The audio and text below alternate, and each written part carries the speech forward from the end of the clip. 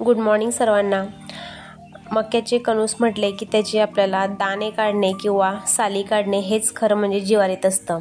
तर 1 ते 2 मिनिटांमध्ये आपण त्याची सालं कशी काढायची आणि जी आतली केस असतात तर ते त्या दाण्यांना न लागता आपण ती कशी काढायची, तर या ठिकाणी तुम्ही बघू शकतात जे एक जी साल आहे तर ती मी काढत नाहीये आणि एकत्र जी आहे तर ती काढून घेतलेली आहे बघा।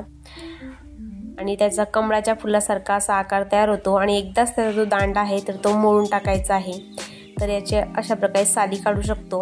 आणि आपल्याला जर त्याचे दाणे काढायचे असेल तर कणूस जे आहे तर ते बघा दोघं अधोमध जे आहे तर ती तोडून घ्यायचं आहे आणि दुसरं आपल्याला काही लागणार नाही आहे।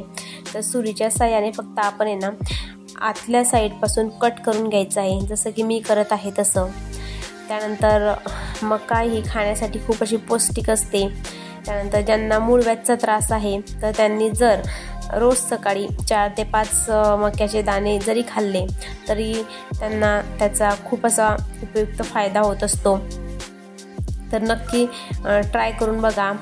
मका कॉर्न हे ना आजारावर देखील चांगले आहेत। तर बघू शकता किती पटकन 1 ते 2 सेकंदामध्ये मी दाणे काढलेले आहे। तर अशा प्रकारे आपण झटपट हे